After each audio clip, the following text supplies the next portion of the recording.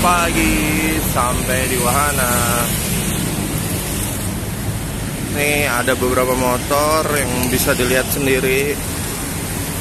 Kurang lebih 25 unit ADV 160 akan berangkat Green Touring Wahana Honda. Gokil. Nah, itu teman-teman tuh pada sana lagi pada sarapan. Kayak apa keseruannya, ikutin aja. Yuk, kita dapat ADV merah. Nih warnanya keren sih. Nih kita nikmatin aja nih, berkendara pakai ADV 160 ke arah puncak. Oke, see you. Oke, sebelum kita berangkat kita briefing dulu dan berdoa bersama. Jangan lupa dokumentasi foto-foto. Nah, ini para rombongan sedang bersiap mau dilepas oleh Bu Diana selaku Head Corporate Communication dari Wahana Makmur Sejati. Oke, saatnya kita OTW ke tujuan pertama. Jadi kita menuju ke arah puncak lewat Bukit Pelangi. Nah, nanti kita ada beberapa berhentian untuk istirahat dan ada juga buat makan siang. Hari pertama kita menuju ke tempat wisata Curug Panjang. Nah, kayak apa keseruannya? Ikutin terus perjalanan kita. Oke, sampai di daerah Sentul City menuju ke arah Bukit Pelangi. Nah, ini akhirnya setelah bermacet-macet ria di Jalan Raya Bogor, akhirnya mendapat suasana dan daerah yang cukup sepi dan cukup hijau. Wah, ini sebenarnya seger banget dan suasana di Bukit Pelangi itu mantep banget. Tapi sayang kamera gua error, jadi footage-nya cuma dikit. Nah, ini kita akhirnya sampai di pemberhentian pertama, yaitu Cafe Coleser. Ini dekat Bukit Pelangi ini. Nah, ini kita parkir dulu sama teman-teman dan coba rapihin ya barisannya ya. Ini kita foto-foto dulu. Baru banget nyampe di Coleser Garden Cafe. Ini ADV semua nih, tuh. Cakep ya. Kece bro, gila, pemandangannya juga oke itu. Cuman mungkin kalau malam lebih bagus. Nah, ini hasil foto-fotonya dan jangan lupa pose wajib satu hati. Nah, ini by the way pas lagi parkir nih, keren banget nih ADV-nya. Lanjut dari Coleser kita menuju ke pemberhentian selanjutnya ke arah tempat makan siang dan nanti sekalian persiapan buat sholat Jumat. Jadi ini kita OTW menuju ke Jalan Raya Puncak. Ini di jalan alternatif tembusan dari Bukit Pelangi ya. Touring kali ini cukup agak berbeda dengan mini touring atau touring-touring lainnya karena bertemakan sustainability. Makanya tadi judul touringnya adalah Green Touring. Nah, di hari kedua nanti kita akan menyambangi atau datang ke kebun yang dikelola oleh PT Wahana Arta Group. Kebun organik yang menghasilkan sayuran-sayuran atau buah-buah organik yang langsung dikelola oleh mereka dan didistribusikan untuk grup-grup mereka. Kayak gitu. Nah, buat yang penasaran kayak apa sih kebunnya, tonton terus sampai habis. Oke, kita ini udah deket dengan pemberhentian makan siang. Akhirnya kita sampai di Mangkabayan, salah satu restoran yang ada di Jalan Raya Puncak. Oke, kita parkir dulu. Ini nih agak ribet nih karena bingung bingung salah koordinasi nih. Oke, nah nih untung ADV 160 nih nggak terlalu berat ya. Jadi ya enteng-enteng aja tuh, di standar 2 nya gampang. Habis itu ini bagasinya juga menarik nih, luas banget, ada isi P3K, cemilan-cemilan, terus ada jas hujan juga. Cukup lah ini akomodasinya nih untuk hari ini, jadi nggak perlu pasang box tambahan. Setelah sholat Jumat kita langsung makan siang di Mangkabayan nih, bisa dilihat nih lauknya mantep-mantep banget tuh, mukanya udah pada lapar semua. Ini luar biasa lah pokoknya Mangkabayan, pelayanannya the best. Lanjut, udah kenyang, habis makan siang kita OTW menuju ke Curug Panjang. Jujur gue baru pertama kali nih wisata curug di daerah puncak. Biasanya gue di daerah Gunung Salak. Dan gue kaget banget, ternyata akses untuk masuk curugnya jalurnya lumayan medium ke berat, kayak gini lah. Emang udah tanah keras, cuman ya geradakan ya, dan cukup banyak bebatuan tuh. Jalannya banyak yang belum diaspal atau kurang proper, bisa dilihat sendiri kayak gitu. Ini juga gue nggak nyangka ternyata banyak ya jalur-jalur kayak gini di puncak, karena gue biasanya lewat raya puncak doang, jarang untuk belusukan sampai ke dalam-dalam. Dan jujur awalnya gue nggak pede untuk ngelewatin jalur ini, tapi ternyata ADV nih tenaganya nih cukup proper nih. Buat gue yang bobotnya di atas 100 kilo, bahkan di atas 120 kilo, ngelewatin jalan-jalan kayak gini di atas ADV itu ternyata cukup menyenangkan. Udah gitu shocknya juga empuk, mantep ribonnya gitu ya. Nah bisa dilihat nih, di depannya ada tanjakan nih.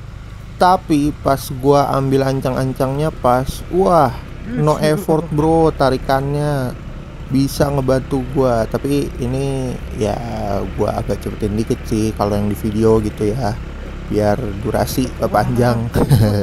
Karena kan masih banyak nih yang mau nanti gue kasih lihat footage-nya. Tapi ya kurang lebih akses jalurnya begini, dan ternyata naik ADV itu masih cukup mumpuni gitu ya untuk melibas. Dan lu bisa lihat nih sebelah gue, ini dia enteng banget tuh ngegasnya, karena emang nggak seberat gue gitu ya. Gue kan 120 lebih gitu naik ADV yang cuman 130-an, ini total bobotnya nih udah 200 kiloan nih untuk nanjak-nanjak begini nih. Epic juga nih motor nih, mantep lah pokoknya. Nah ini kita udah nyampe ke daerah camping groundnya, tapi kita mesti jalan dikit untuk ke Curug Panjang. Lanjut. Ini udah sampai di Curug. Curugnya belum kelihatan sih itu di situ, cuman lagi rame. Ntar samperin ke situ dah. Nih aliran curug. Temen tembusan sama kayak gua. Nih teman-teman udah pada nyebur. Gua males nyebur. Ntar dulu paling. Takut susut airnya. Takut tsunami lokal kalau gue nyebur. Bahaya. No. Wah seru banget no. Pelan-pelan Pak Sopir. Pelan-pelan Pak Supir.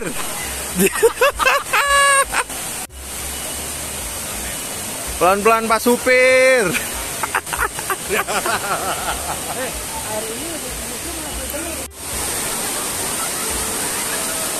7 meter. Wah. Ini nih Curug Panjang. Terus ke bawah. Nah, yang itu tuh teman-teman kita tuh di situ. Jadi gitu guys. Udah kelar dari Curug Panjang. By the way, gue tadi nggak nyebur, cuman basah-basahin kaki tipis-tipis aja karena terlalu rame. Gue nggak nyangka juga ternyata hari Jumat daerah puncak, khususnya Curug gitu ya, tuh rame juga ya. Gokil. Nah ini kita OTW ke penginapan. Kita meluncur dulu menjelajahi raya puncak. Ini gue udah kepo banget sih, pengen ngerasain tenaga ADV untuk melibas raya puncak. Karena gue tahu motor Matic tuh biasanya harus pinter-pinter cari momentum ya, biar nggak kedodoran ketika nanjak. Apalagi badan gue cukup berat gitu ya.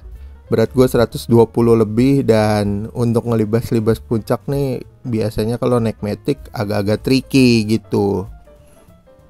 Jadi ya kita nikmatin aja setiap tikungan dan setiap lurusan yang akan kita libas. Seperti apa nanti rasanya naik ADV 160 gitu.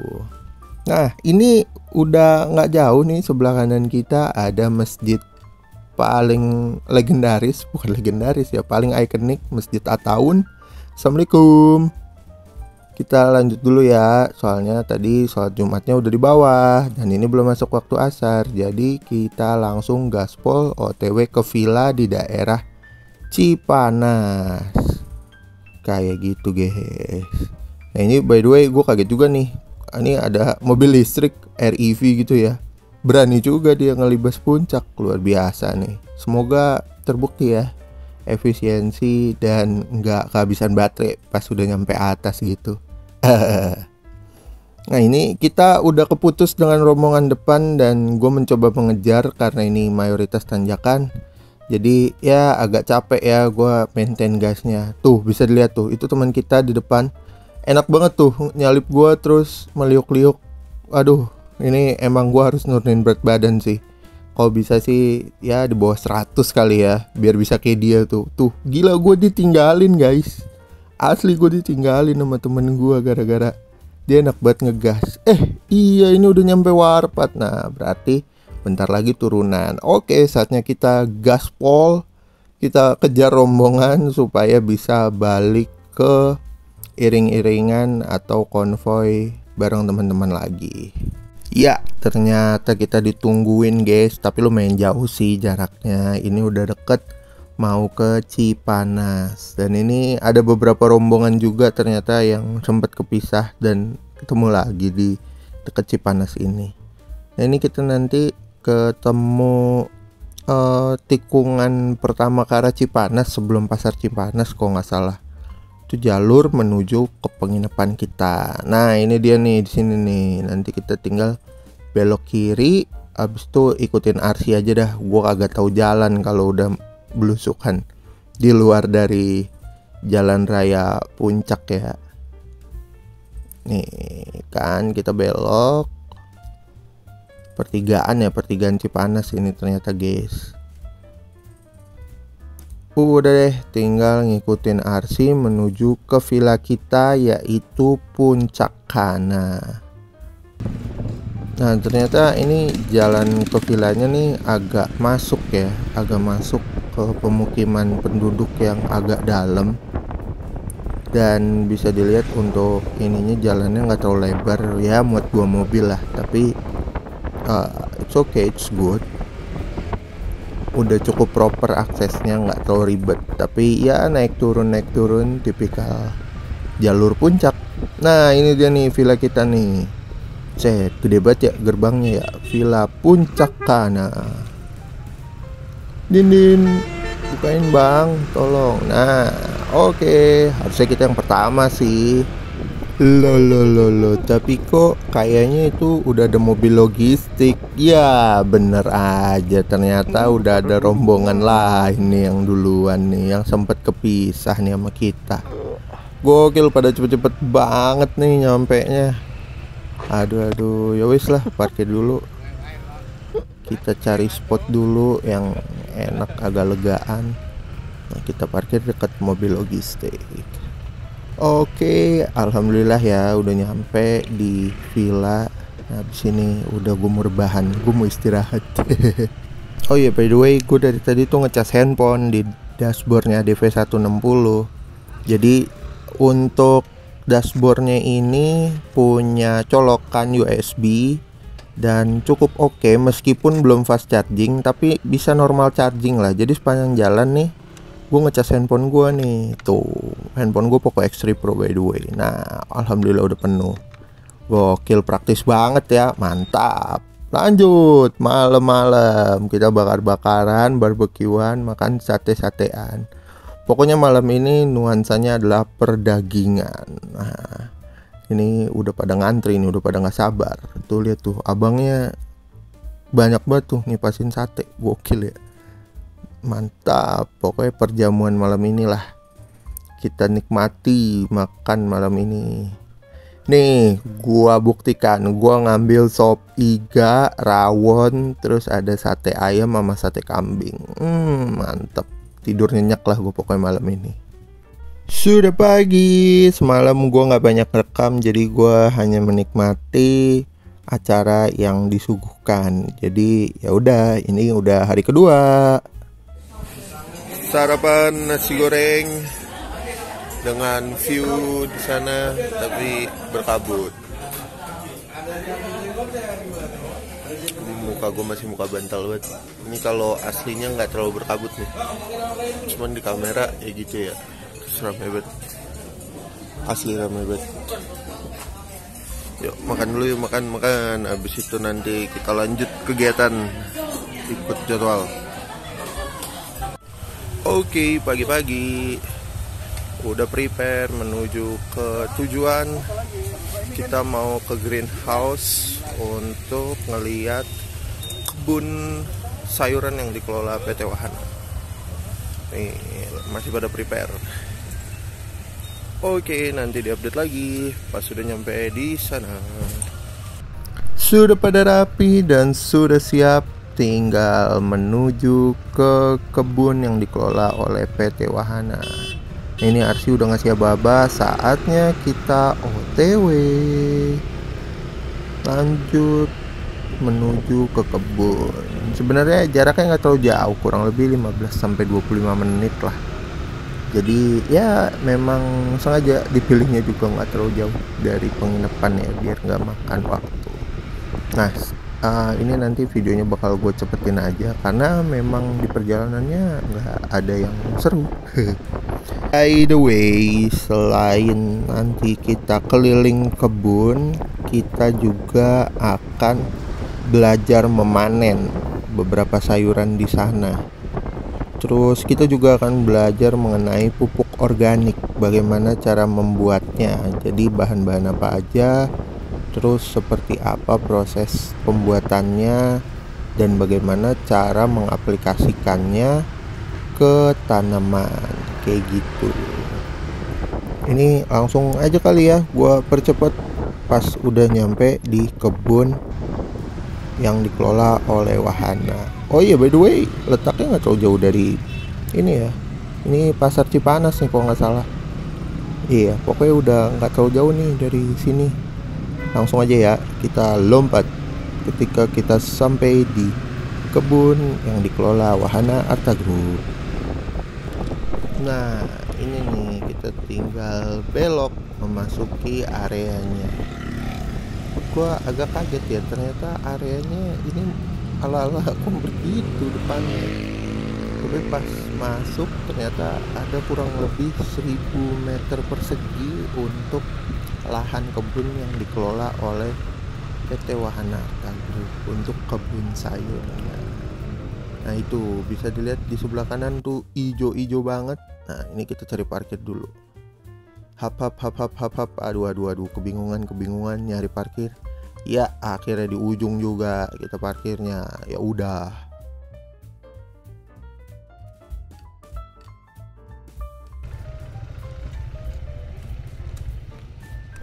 Oke, kita langsung disambut oleh tim sustainability dari Wahana Arta Group. Ini ada briefing dan sambutan dari Bu Kelly selaku head dari Departemen Sustainability Wahana Arta Group. Dan ini ada beberapa tim pengelola kebun juga yang mendampingi. Jadi ikutin aja akan seperti apa hari ini. Gua akan jelaskan sepanjang vlog nanti. Nah, ini tim pengelola kebun sedang menjelaskan tentang sayuran-sayuran yang ditanam. Jadi nanti kita akan keliling, ya touring kebun aja lah. Keliling seluruh kebun ini. Di sini mereka ada nanam untuk kangkung, pakcoy, terus ada juga bayam merah, terus nanti di dalam ada juga lettuce, butter lettuce kalau nggak salah tipenya. Terus nanti juga kita nemuin ada kebun labu kuning dan ada terong dan oyong. Nah ini bisa dilihat nih, oyongnya gede-gede banget. Nih semua dipakein pupuk organik ya, dan racikan pupuk organik dari mereka tuh ternyata cukup bagus karena hasil oyongnya aja ini tuh luar biasa tuh, gede-gede kayak gitu tuh, mantep. Nah ini di kebun labu kuning di samping greenhouse, tapi belum ada yang berbuah, jadi ya kita nggak bisa panen untuk labu kuningnya. Ini juga modelnya dipepetin atau dikasih senar-senar biar daunnya menjalar ke atas dan enggak ngerusak tanaman yang ada di sebelahnya. Jadi pertumbuhannya tetap bagus. Nah ini di sebelah ada greenhouse, isinya lettuce tuh. Lettuce-nya seger-seger banget, gede-gede banget ya. Mantep tuh, ada berapa row tuh di dalam, 5 apa 6 kalau nggak salah. Nah abis ini kita belajar manen. Ini bapaknya nih lagi nunjukin bagaimana cara manen terong yang bener pakai bantuan pisau. Jadi kalau kita manen terong itu harus dipotong semakin dekat ke batangnya semakin bagus, supaya lebih awet untuk hasil panennya, dan juga untuk pertumbuhan dari tumbuhannya tuh nggak terganggu kalau kita potongnya deket ke batang kayak gitu. Nah ini dibantu dulu dipotongin untuk hasil panen pertama pakai alat. Habis itu selanjutnya akan dipraktekkan cara untuk memanen menggunakan tangan. Nah ini ada yang siap panen. Nah cara itu dipelintir tuh kayak gitu, dan harus ingat deket ke batangnya. Jadi makin dekat ke batangnya itu makin bagus untuk kualitas dari buah atau tanaman yang dipanen dan tidak mengganggu pertumbuhannya kayak gitu. Nah habis itu kita lanjut belajar buat manen pakcoy. Ternyata lebih gampang karena tinggal ambil ancang-ancang untuk dicabut terus digoyang-goyangin aja tuh. Nah udah kelar. Habis itu kita bersihin akarnya dari tanah. Udah kelar gitu cara manen pakcoy. Dan kurang lebih ini cara yang sama untuk kita manen kangkung. Akarnya ini bersih dari tanah. Lagi dong, lagi cabut lagi. Milihnya gimana milihnya? Ini yang udah sebenarnya semuanya juga udah siap panen ini. Oh gitu. Oh gitu doang ya. Dan kalau masak kangkung jangan lupa dibelah ya, karena suka beginian. Wah. Nah tuh kangkung saya iket tuh Mas Denny. Wah. Dagangan gue laku nih. Selesai panen kita juga dikasih tahu cara menanam bibit yang benar. Nah ini kalau nggak salah bibit lettuce ya tuh. Jadi nggak usah terlalu dalam untuk nanamnya. Habis itu dikasih jarak juga, jadi nggak terlalu berdekatan supaya mereka bisa berkembang dengan sempurna kayak gitu. Lanjut kita belajar bikin pupuk. Jadi ini buat contoh aja. Jadi diibaratkan ini yang ada di nampan merah ini tuh ceritanya sampah-sampah.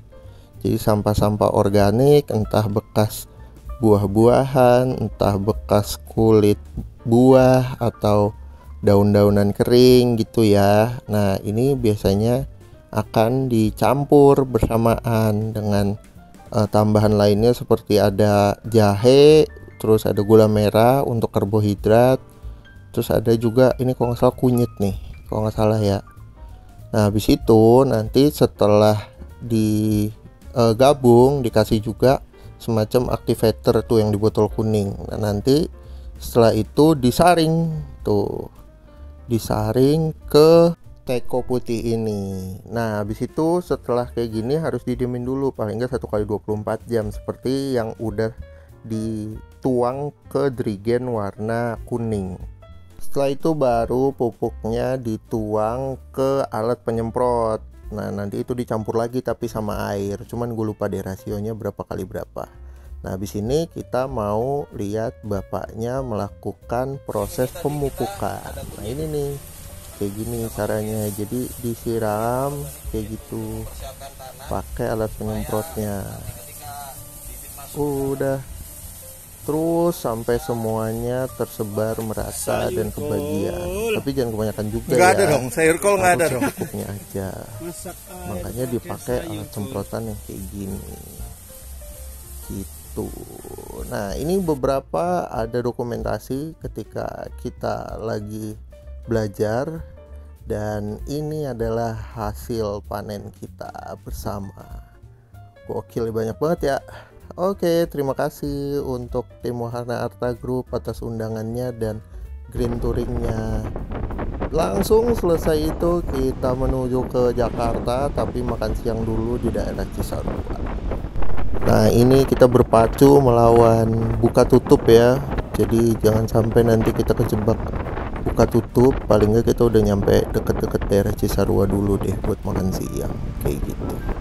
By the way, secara overall ADV 160 ini itu asik buat dibawa dalam kota dan keluar kota. Udah teruji untuk di area banyak tanjakan dan turunan kayak di puncak ini gitu ya. 2 hari gue bersama ADV sih gue cukup ngidam. Apalagi nih gue kasih lihat, ini hasil konsumsi bahan bakarnya rata-rata di 40,7 setelah kita melewati 223 km.